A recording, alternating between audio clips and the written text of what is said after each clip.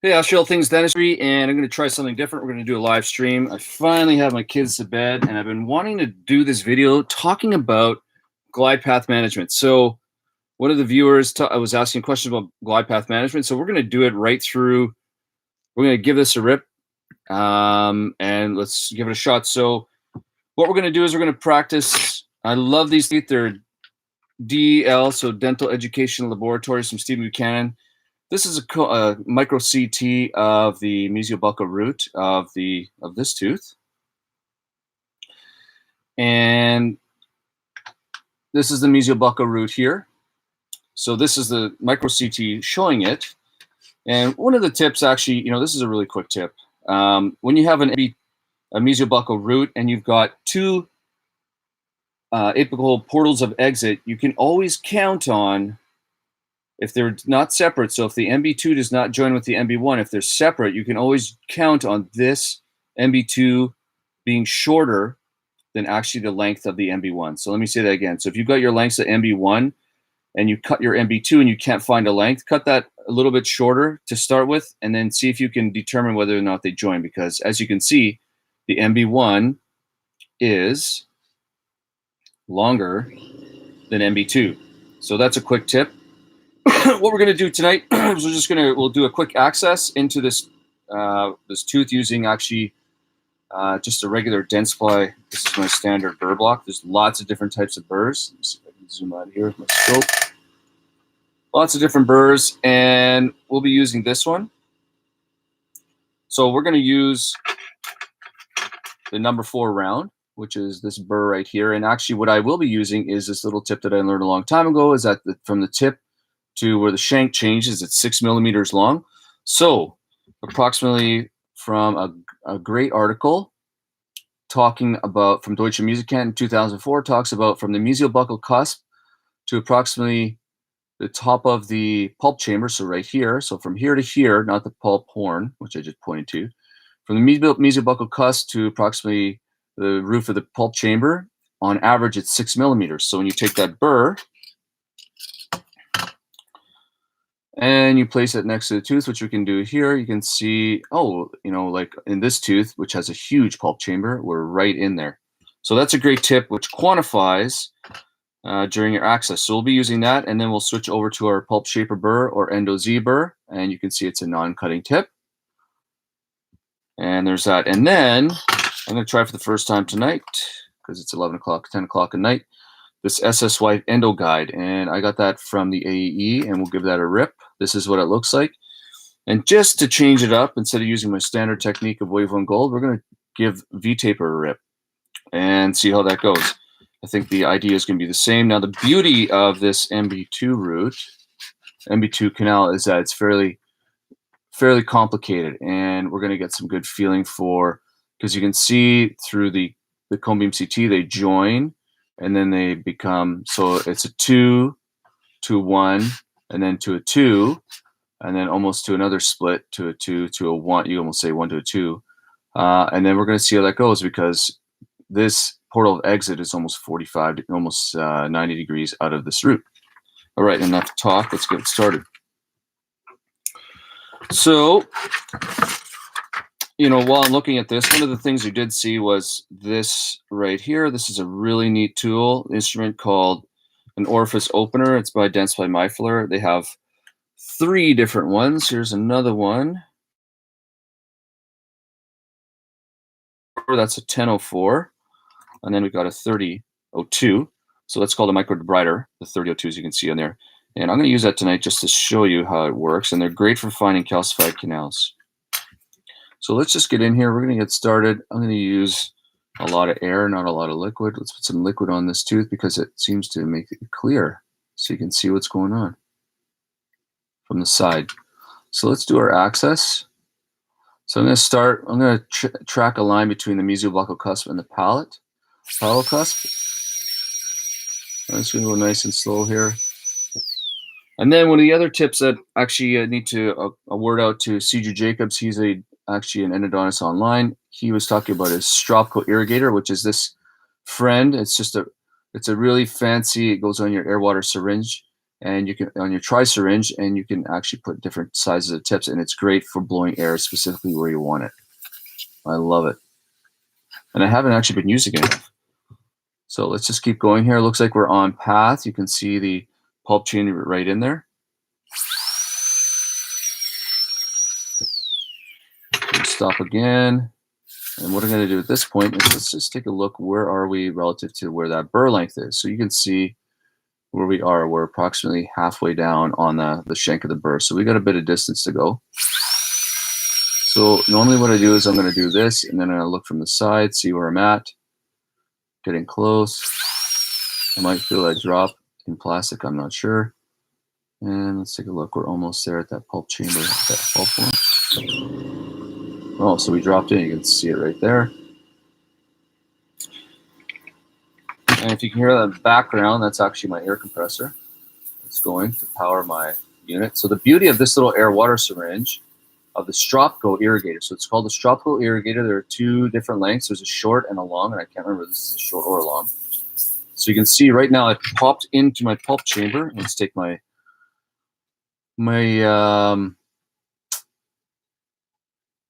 not micro debrider, my micro opener. I don't know, I forgot that. So we're going to see we get some pulp chamber here. So this is a great time if you need to do an intrapulpal to do that at now, because you can really create some back pressure into the pulp chamber. So what I'm going to do now is I'm going to take my pulp shaper burr or my Endo Z burr, and I'm just going to let that follow the bottom of the pulpal floor. Goes in and it just traces the bottom of the chamber, the pulpal floor. So there's that view, which you can't see anything. So let's irrigate all that, blow that out. You can see what's happened so far. So the red stuff is just pretend nervous tissue, pulpal tissue. And let's just see what happens. Let's get some water on here. There we go. Seems to like make the plastic really clear so you can see. Let's take a look here from the side. You can see I'm just following along the floor of the pulp chamber with that burr. And actually see the angle. A good friend of mine, John O'Dea, endodontist, talked to me about that. So keeping the entrance small and letting the anatomy of the pulp chamber guide my burr itself. So I'm not blowing it out like we used to do, like straight line, we want straight line access, but not, blowing wide out access. So that's one of the tips you can do there. So keep the angle small and let it just kind of walk. And you can see I'm not even looking down to the my axis. So there's that.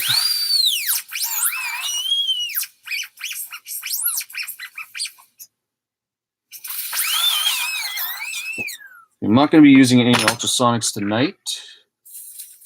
I do use ultrasonics, but in this case, there's no need for it because I've got some nice round burrs. And normally I'd be irrigating a lot more, but with the plastic, oh, look what I did. So that's when you show off from the side, you make these little grooves. So that's not good. Normally that wouldn't happen in, I'm just going to say, as a disclaimer, that normally doesn't happen in when you're not using plastic teeth. Okay, so regardless, let's keep going here. So what I want to do is we're going to use the MB2 canal. Now we know it's right there. Now I'm not going to, well, I just did. I'm not normally going to stick my file in it. But you can see I'm right at the top of it. Let's place it in there. And you can see my shiny orifice opener right in the start of it. Now you can see the angle of departure of that. If I start placing files in there, see the angle at that, because there's a little thing called a dentinal cornice, or a little ledge that comes over. So right, this ledge right here we need to get rid of. So we're going to trough that out. So let's try a new instrument tonight called the Endo Guide from SS White. Hopefully it works. I've never used it. All right, so let's just try that here.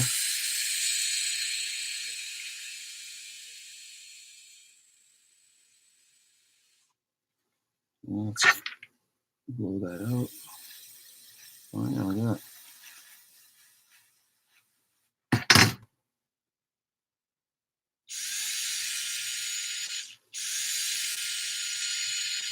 So what I'm doing is I'm actually placing mesial pressure, lateral pressure. I'm brushing, if you may, towards the mesial and kind of towards the palate here, just to remove some of that little dentinal ledge.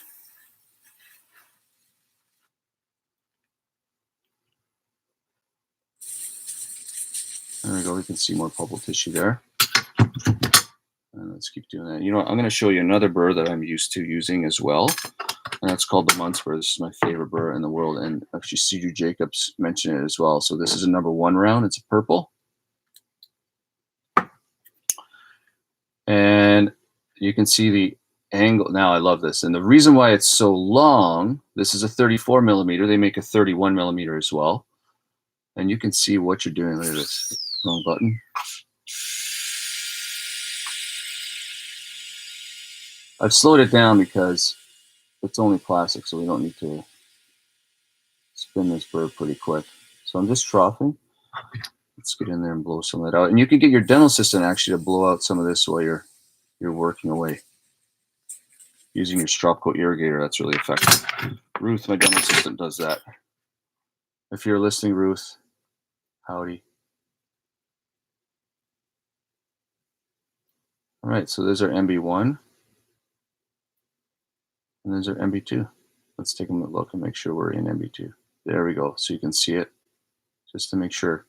So we're troughing that a little bit more just so we can remove that ledge and we're not bending our files and ledging out and then essentially ledging ourselves out of that.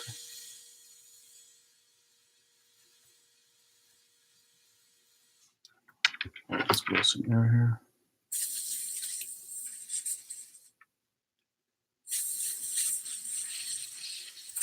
Now, when you're doing this with real patients, it's oftentimes you're kind of like, oh my gosh, how much it's how much do I need to remove? Well, what happens is this becomes actually fairly large. This orifice does, not extremely large, but it's hard to tell. And obviously there's no white dental ledge to compare right now. So we're just going by clear plastic.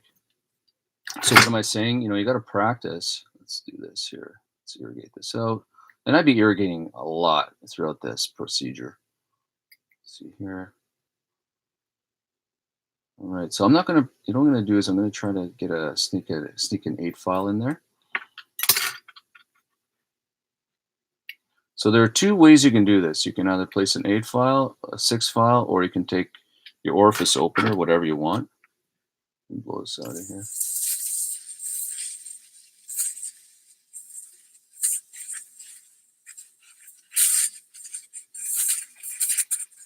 Okay, there we are there. So we made initial access into our canals. So this is let me scroll out of here. This is my Endo Ring. I love it. Actually, in one place, my dental assistant uses it, and another, I carry it. So it just goes on my finger, and I can measure. We sterilize these sponges, and normally I just have a 6, 8, 10, and a 15, but we're just doing glidepath today. So let's try with our 8 file. So I place a little curve on it, and with that curve, what I do is I take my unidirectional stop and turn it towards where the curve is. And let's just see if we can how far we can weasel this guy in here. What I'm trying to do is to see if we have any space, if you may. So before I get my orifice opening here in here, so I don't want to, so you can see, there we go. So you can see my unidirectional stop, you can see where my file is going. You can see the angle at which that file has to enter into that canal. So that's the angle that it still has to travel. It's not straight at all. And we're not going to try to straighten it that much, but it's just to know that if you start doing this and you start trying to watch one, it may not make it around. So what I'm going to do is I'm going to follow that unidirectional stop around and see if I can sneak without denting the plastic, because this plastic gouges.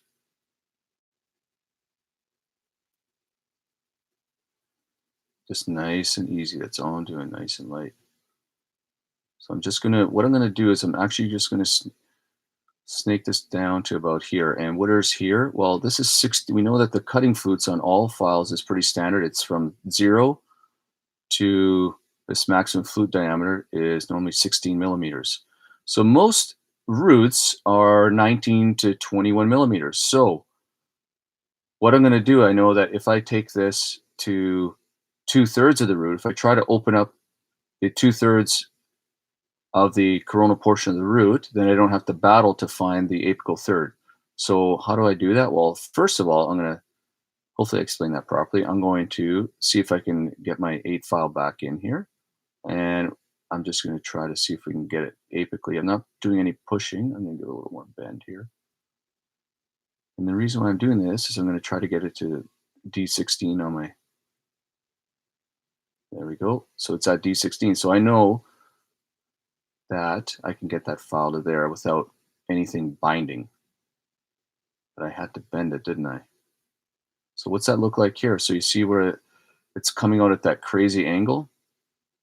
So I'm going to take my 10 file and let's place that in here. I'm going to place a bit of a curve. Let's do this. This means I'm going to adjust my unidirectional stop to match my curve, place it back in. And there's a lot of ways you can tackle this. Some people may not actually even do this. We're doing this for safety. So I'm going to place, we're going to snake this down and it's going to stop. We're going to stop our file. And actually, as you can see, look what's happening is it's actually stopping right at this little spot here.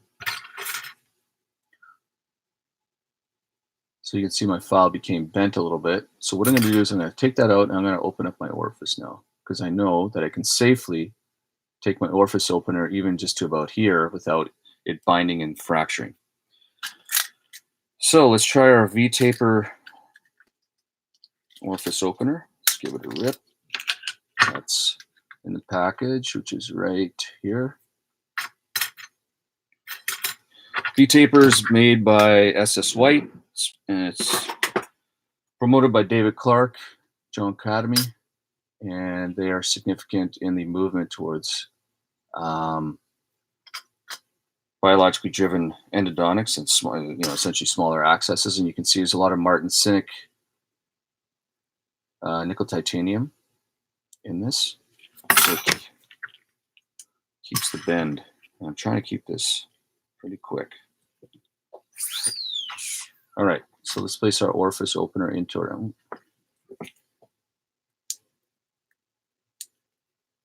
There we go. And we can bend that to match where my MB2 is. Let's do that. It goes there. I'm just going to spin it around, actually. Let's do this. Yeah, track where it's going to go. Now, let's do it for real. How about this? Right. So I'm just going to do a little bit of brushing.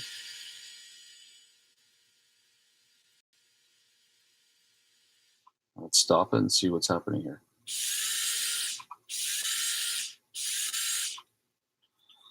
And let's blow that out.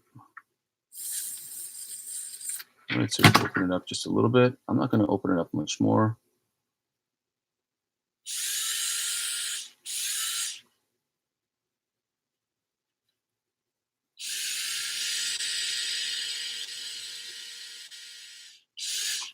All right, stopped it there, see where it's at. All right, so we open it up a little bit.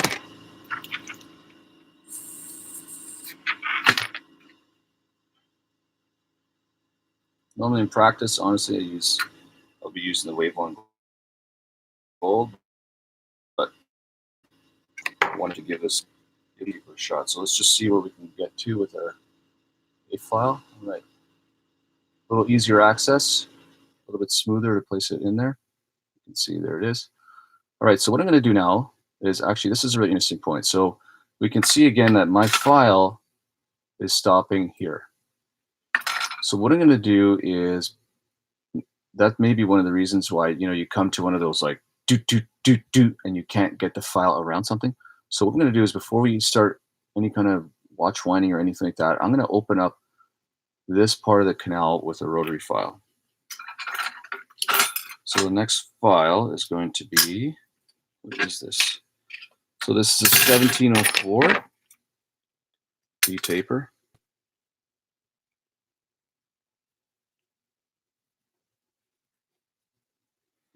And let's place it in here. There we go. And you can see the beauty of VTaper is it's extremely minimalist. So its maximum fluid diameter is tiny. And let's compare that to, do it, Wave 1 Gold, which I normally use. That's kind of my, let's go with a medium. You can see the, oh my gosh, thickness difference. So anyways, that's why I kind of wanted to try out VTaper, and rather than trying it on a human before, let's irrigate in there. Let's try it on some extracted teeth. Okay, so we've got some irrigant in there. I'm gonna cut to approximately there. There being D16, 16 millimeters.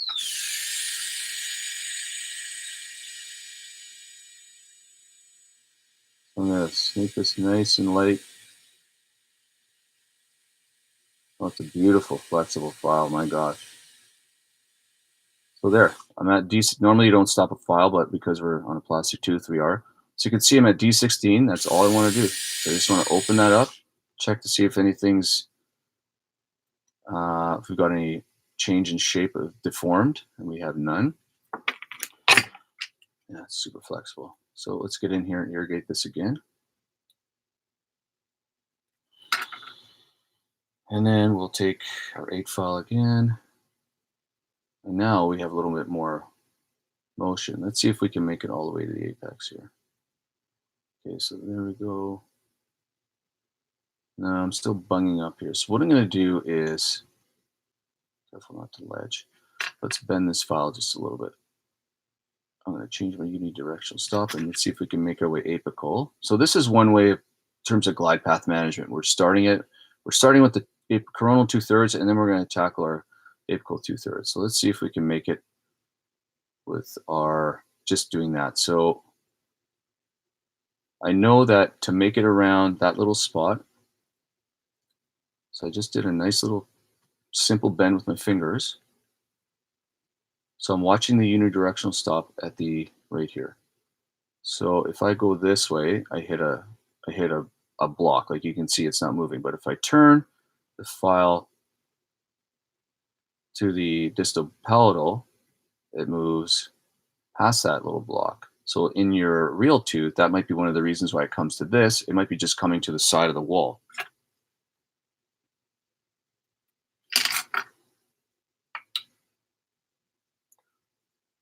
All right, so let's see if we can snake this guy apically.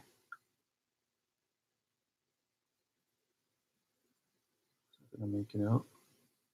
Well, look at that. It's not gonna. I don't want to push anymore. But now, can you see? Hopefully, you can see this. How it's actually made this like kink in the file. So I know that what I'm going to do is I'm just going to do a little watch one. I'm not going to do a little bit of push pull and see if we can get that out. If not, I'm going to do a little more coronal shaping. You can see it's stuck right there. Stuck right there, meaning the file doesn't want to get out of there. Here's around the orifice around there. So it's kind of stuck there, and it's going to either ledge the plastic or it's just going to kink. So let's pull this file out of here. Actually, let me give it one more shot. So just like real life, you don't want to do forceful movements. Forceful kind of, like get frustrated and just like try to attack it, because I've done that many times. It doesn't work. All right, so let's take a look at our file so you can see. That gives us an idea of kind of the curvature. So let's go ahead and open 2/3 a little more. So let's open this up to a 2006, the next VTaper size. And you see, I haven't even taken a working length yet. I'm just trying to get apically. I know I'm predicting that the length of the canal is probably 22. So I'm just going to open up again to that, to D16. That's all I'm doing here is I'm just doing some shaping. No brushing technique, nothing. Yeah, that's it. We'll irrigate.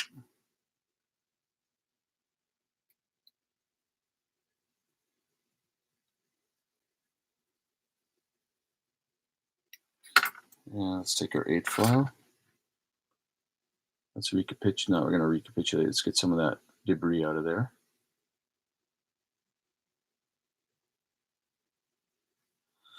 So what happens is over the course of doing this, straightening our canal, our working length actually shortens. So let's take a look up front, up top, what we have. That makes me sad. It's kind of funny now. Okay, so you can see there's our entry into, it's tiny because those VTapers. Entry into our canal. All right, let's take a new file. You know what? Let's try a 6 file. See if we can make it apically with this. So I'm going to put a curve like that. I know that I need to turn the file a little bit to the distal palatal. So let's do that. So it made it successfully pass there with my turn. And let's see if I can snake it out of here. I'm just going to watch wind it. Any luck? You know, I'll probably have to take it out and do another bend.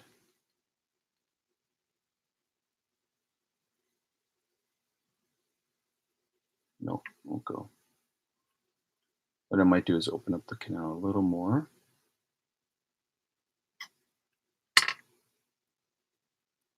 You can also place another kind of side curve bend on it like that. No, like a J though. See if that'll work. I don't think so. A lot of like troubleshooting, kind of trial and error too. All right, so we turn it to the distal palatal.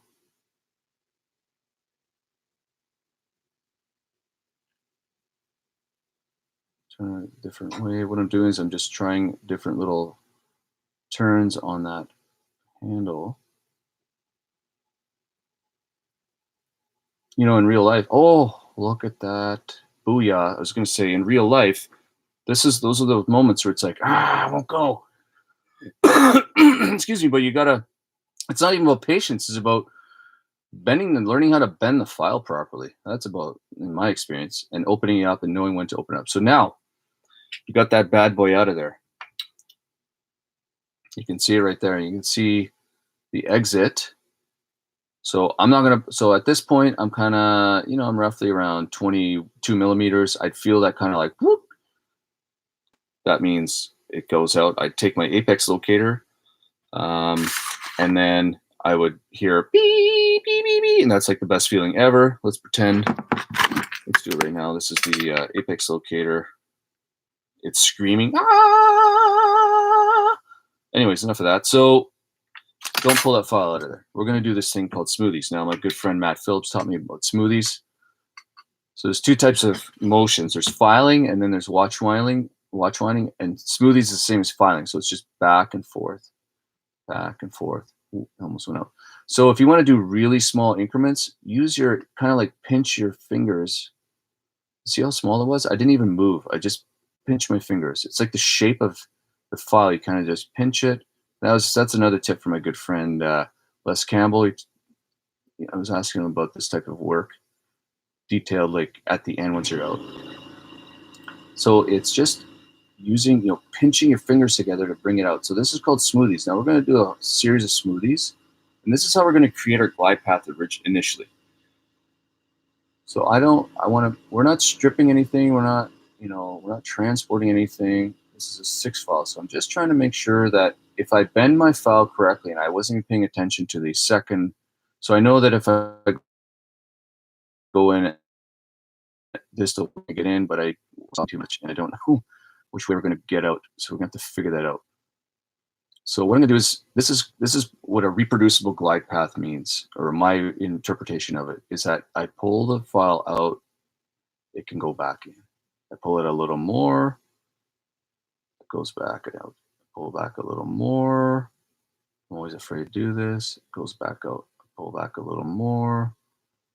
Goes back out barely. It had a little snag, so we're not at the reproducible state yet. So I'm going to watch mine, and it's okay. It all goes to the end of the canal. It's not going to hurt anybody. All right, so let's do it again. So I'm going to file, I'm going to pull it out, goes back out, and pull the file out even more, goes back out, pull it out. Okay. Sweet. So this is fairly reproducible. Yes, we're going to push stuff out. That's the nature of the game. All right, so you can see kind of what the curve looks like.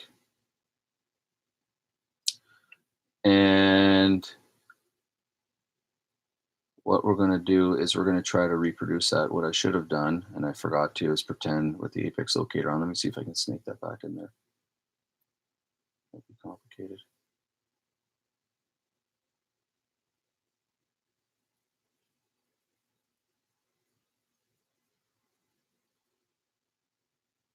Oh, I don't think it's going to go.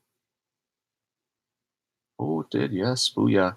So what I would do here, just before I did all that stuff, I would make sure we got our working length. So this we'll pretend is the apex locator screaming at the apex, and I'm going to subtract 0.5 from this to start. So it's like, bee! And one of the things you can do is, see how it's like not perfectly flat? Take your Endo Bur. We'll do it right now. I forgot to. And flatten our cusp. So it's really simple. Let's just do this. I'm just going to do the one because we're only trying to get this glide path for the MB2 because it's a very challenging canal in this tooth. So you can see now when I place that file down with whatever I use,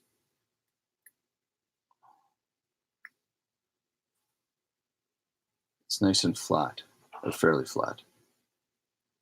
So let's pull that out, take a look at the file, and let's call that 20 1/4, which is almost impossible to read. So let's just call it 20. I'll subtract 0.5. So I'm going to clean and shape to 19 1/2. Forgot that for a second. So I'm going to irrigate again. So what I'm going to do now is I know I have my 6 file down there. Let's take an 8. This is just doing our reproducible glide path. That's all we're doing. We're not. So let's set our file for, I'll go to 20 so I know it's out. Let's bend it. So let's give this a rip. See if I bent it enough. I know that to initially get past that, I'm going to spin it distal palatally. And give this one. Oh. So I think I need to spin it a little bit.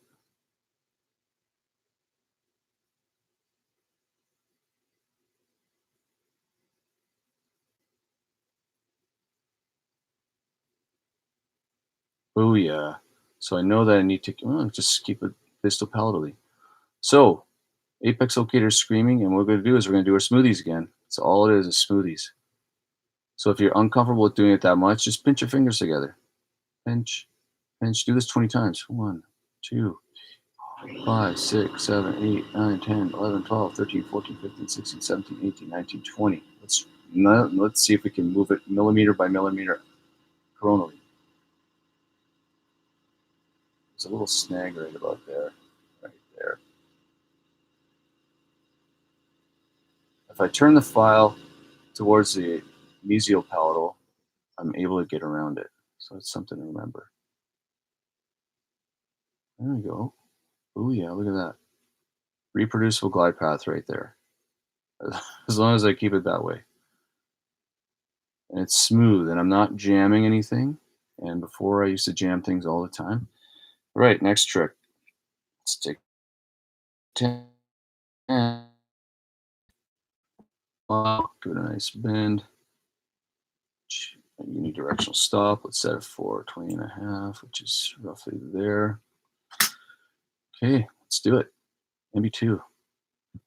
Let's wet our side so we can see what's going on. Distal palatal. Turn. And I think I need to turn mesial palatal.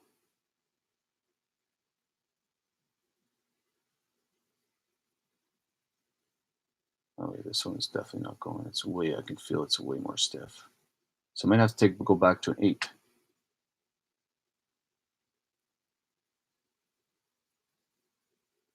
Place it in there, turn it distal buccal. I know that that needs that way. And then if I spin it to the distal mesial palate. Oh yeah, look at that. That is like the best feeling. Hello, there's no one online with me, but that's okay. It's like the best feeling. Booyah, we're out. Apex locator screaming when you place it on there. So this is a little bit tighter, this one. So I'm going to do the same thing. I'm actually using my fingers more, just pinching my fingers to get that smoothie. So 1, 2, 3, 4, 5, 6, 7, 8, 9, 10, 11, 12, 13, 14, 15, 16, 17, 18, 19, 20. And let's start working and walking it back out coronally.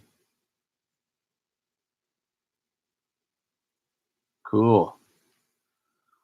So I know that in this tooth, I had to, when I placed it in initially, distal palatal, and then I had to slowly spin it towards the mesial palate to get it into that, out that orifice. Now, the funny thing is, there's 2 orifices in this guy. Take a look here. So we're actually out the most apical one. So this one, there's actually this one. This one, I don't even know if we'll be able to get out of there. But you'd never even know that was there. Okay, so this is reproducible now. That's a reproducible glide path right there. I'm super stoked about that. And I'm telling you, I'm not going to take a 15 file. Forget it. I'm going to stick with a 10. It's nice and loose. This is what's called a reproducible glide path with a loose 10. I'm not putting a lot of force on it. It's nice and loose, loosey-goosey.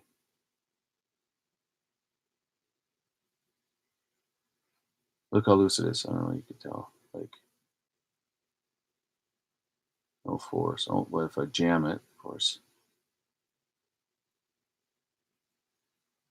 Oh, it took a different path. Okay, I'm not going to get cocky here. So I'm going to do this one more time, just to see if I can get it back in before we place any rotary instruments in there. So we know we need to go distal palate and swing it towards the mesial palate. Boom, we're out. Beautiful.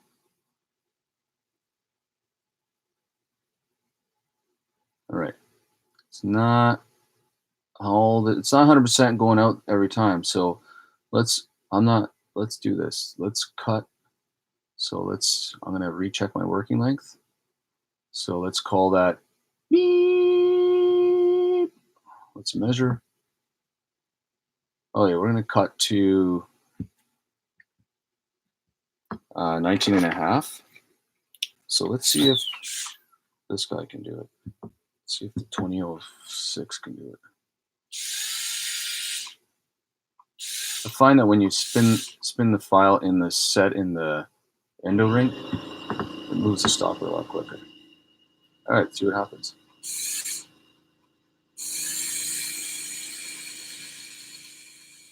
a nice brushing technique. 1, 2, 3, pull it out. Look at all my debris. Let me get rid of that. My dental assistant has a 2x2 with alcohol. She wipes it. 1, 2, 3. Take a look at the debris, and now it's irrigated. So we're at length for the length that I want. And our length may actually change a little bit. These are pretty tiny files compared to my Wave 1 Gold, so not mine. They're not mine. Palette, turn it. Oh yeah, look at that. This is my recapitulation.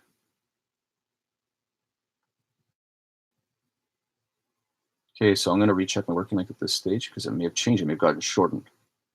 There's my file just in the screaming. Let's take this out. You can see there's less of a curve. And it did by just 1/4 of a millimeter. So let's still cut to 19 and a half. So let's pull out the good old, what is this? This is a,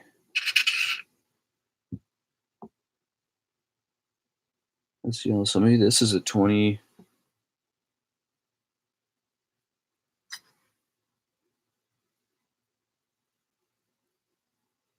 comma, even.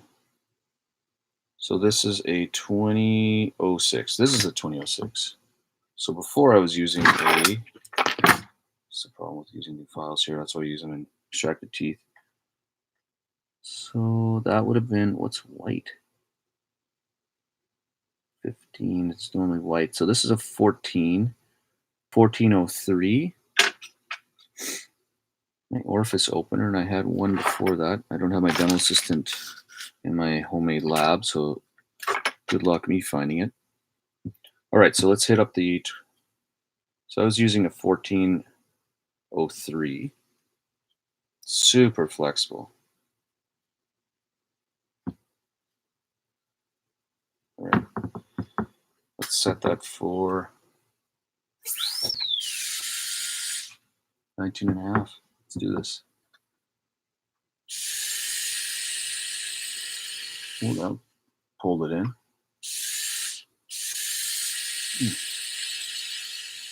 So I'm just doing 3 brushes. Take a look. Clean any of the debris off. There's none. Same thing here. 1, 2, 3. Debris clean. 1, 2, 3. Clean that off. Irrigate. Oh, you can see my irrigation needles getting closer and closer to my apex. Look how much debris is left, eh? Isn't that crazy? So I use the sonic activation. You can use ultrasonic. There's not been much difference in the literature with regards to outcomes. Of course, the new kid on the block is Gentle Wave. I am far from being able to afford that one. All right, so let's see if we can get this file out. Oh, I still got to do a crazy little bend. Distal palate turn towards the mesial, and oh, look, engaging the other orifice, the other portal of exit, so we can sneak it out of there. But watch this. I'm going to push. Oh, I was hoping that file would bend. So we did get it out. So actually, you know what's really funny about this? You might be like, and you take your working length and it's actually even shorter. Maybe not in this case, but in other cases. So because we're out, let's do a little bit of, if you do feel this little like bite, you're kind of like, oh, weird. You might be going on a different foramen, a different portal of exit. So I'm going to watch, we're going to do some smoothies here because we can see what we're doing. That's cool. As some people would say, fortuitous.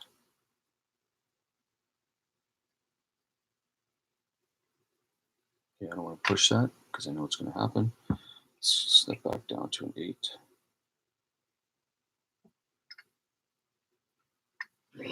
I'm just trying to get patency right now.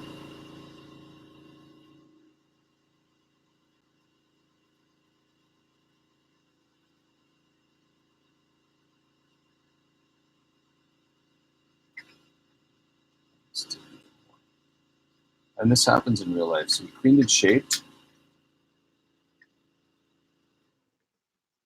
And I do prefer the apical stop preparation.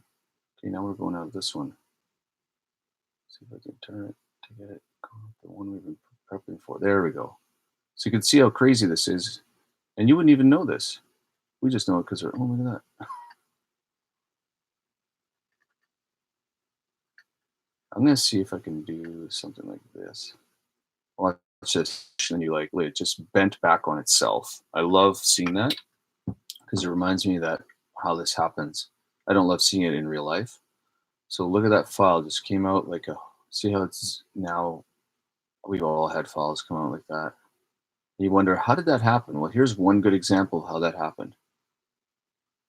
I'm actually, because I can see it, I'm using it as a loop just to clean all this junk, all the pulp tissue out of there. And that's how our file turns into a lasso. You saw it for real, live. Ooh, 45 minutes. Okay, we're almost done. All right, so let's finish with our, let's just do a 25. This is a, I haven't which one, 2506. Well, actually, we'll go to the 30 since we'll just do this for an hour. I hope you're not bored.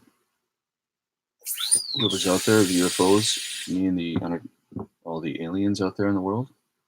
All right, same thing. 1, 2, 3. I'm going to check our flutes. 1, 2, 3. Let's zoom out.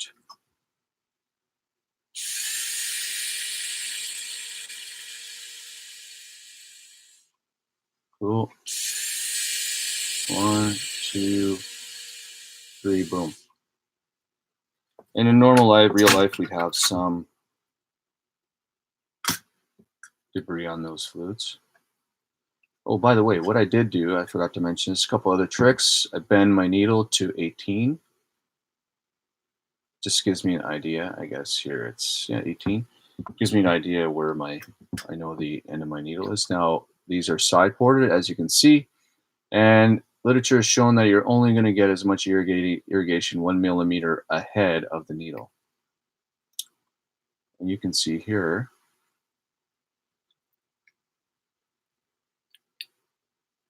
it's hard to get good irrigation down there. All right, let's recapitulate.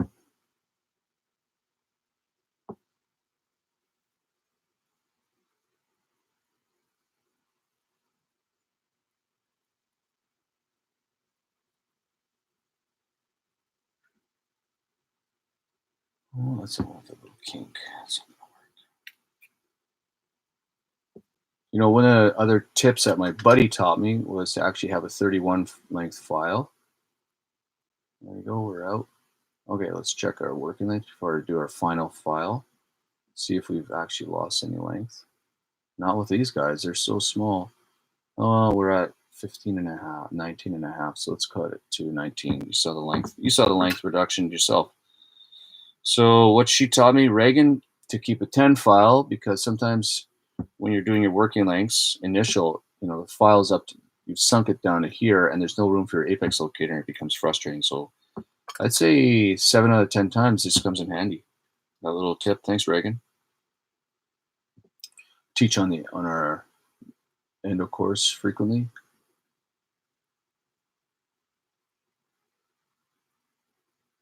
And just double checking. Oh, that's a bent file. Okay, we don't need to do that. Let's open it to our last file, which is a 3006 in the VTaper from SS White. I am not getting paid for this at all. I just honestly wanted to try it because I've seen it so many times. So we're going to cut to 19 because we lost a millimeter of length because our canal became shortened. So I guess we went to glide path and cleaning and shaping. 1, 2, 3. Pull it out. Take a look. Nothing. 1, 2, 3. Let's take a look at where we're at. It's super flexible, these guys. You can see how much area around.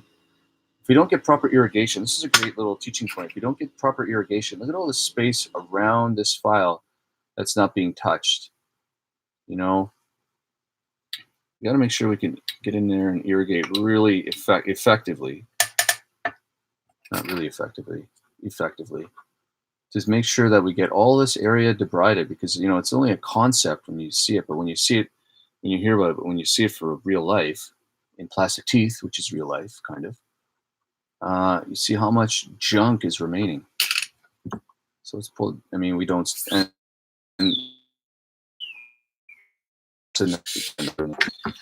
may break. Okay, that was our final. I'm gonna stop at. So let's see how much we can get out of there. I definitely rely on my sonic irrigation.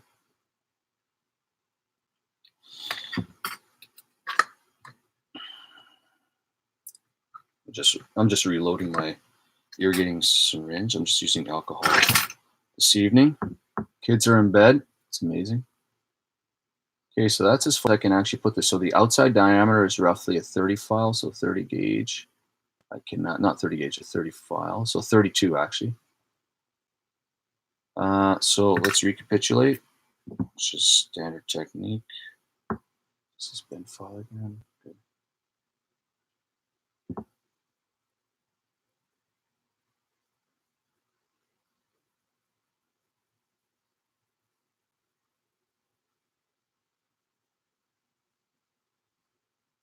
And still, sometimes getting a little snag. Now I'm happy with the shaping. It's those moments where you're like this, you're like, I can't get patency. But you know we had it all the way through. So now, because I use a 30, I probably created, and what I wanted to do is create a ledge, which is called the apical stop preparation. Let's try it. I won't belabor this video very long. Set this for 21. Okay, we're going to spin it. Just a buckle, then I know I need to spin it this way.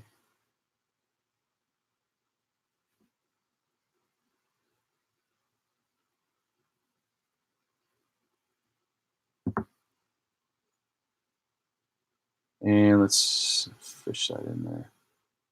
There we go. Voila. Uh oh. There we go. We got both. Look at that.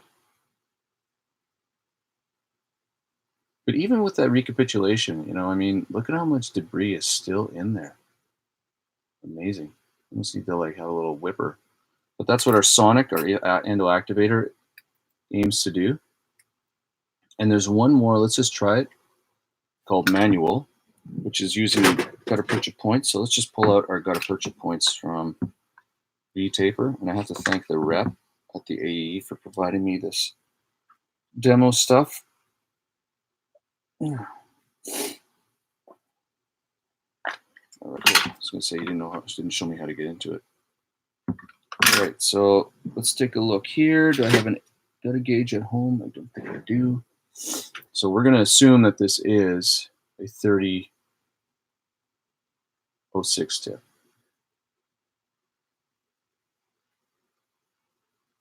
So this is called manual activation. And this is one of those situations where I might actually have to curve the gutta percha to get it to length. One way you can do that is using alcohol. Create it.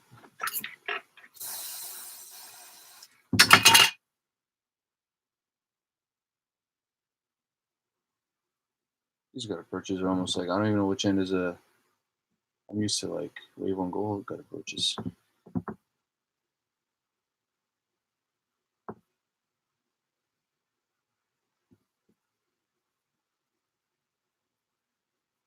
All right, so that's, you know, if that happens in real life, what you can do, this is a great tip from Matt Phillips, is just take your end of file, because you might have your last end of file, and take it by hand to clean any of the debris out of the way. Look at all the debris that we have here. Let's see if we can get it out. So I'm just taking it by hand while running it down. I'm actually doing a balance 4-step. Actually, I'm going in reverse.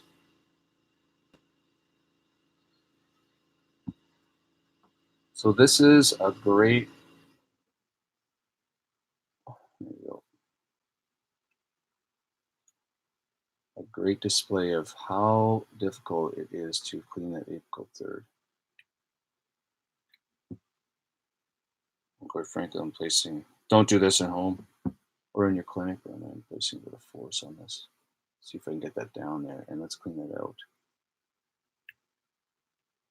Because I'm pretending I have activation. Okay.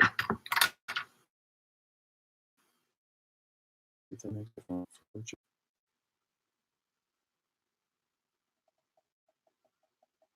I'm getting closer.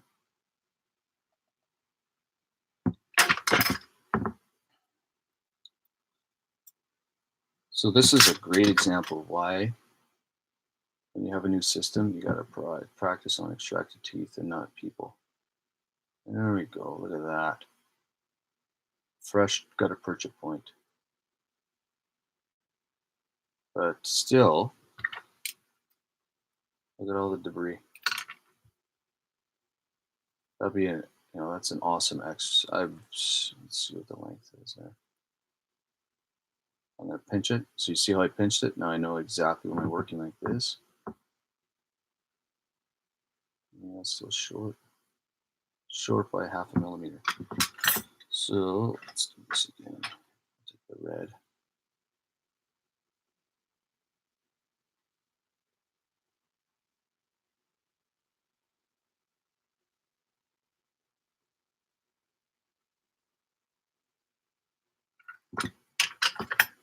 A fresh point.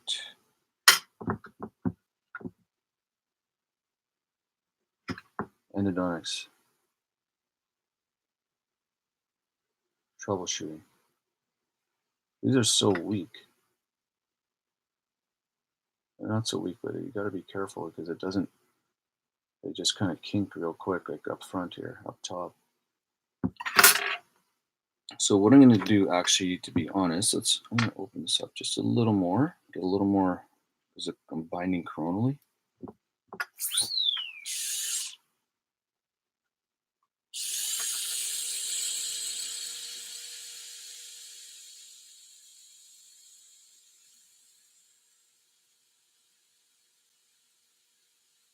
Now, I'm okay doing this. I'm not going anywhere near the apical third. So I'm actually just relieving kind of the coronal third of the coronal 2/3 of the preparation. And I'm pushing mesially to get more mesial. I'm not going towards the furcation. Let's see if this will help me get my gut approach to fit. Let's irrigate that out.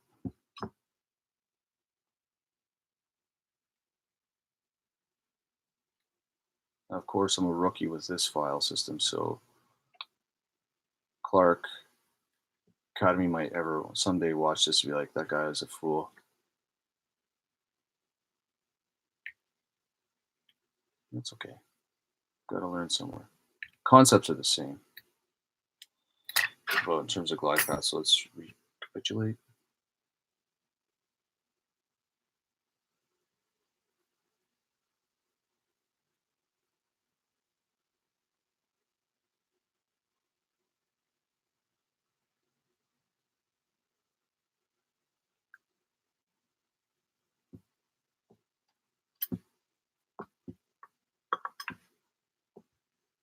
All right, fresh gut approach point.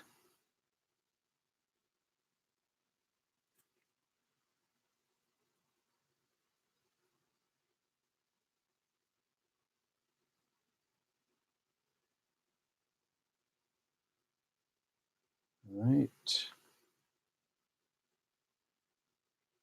Pinch it. Let's see where we're at.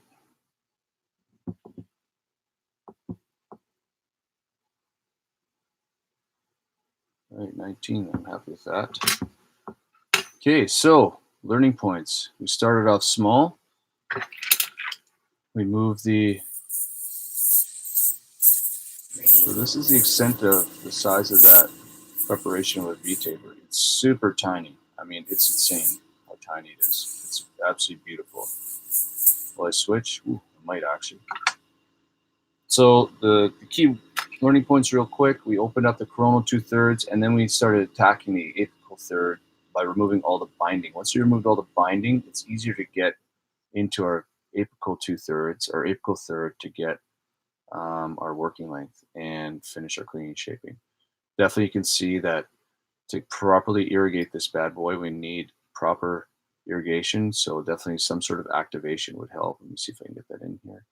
It's bugging me, that little apical part.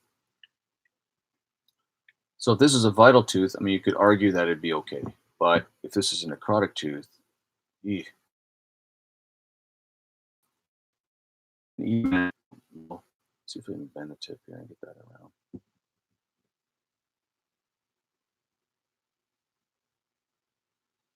It won't go. Even with manual dynamic activation, it doesn't do anything. Maybe a straighter canal. Let me grab another gut approach point.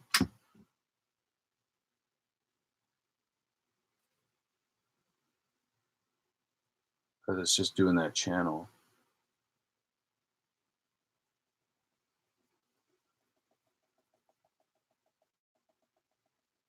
Okay, a little bit, a little bit.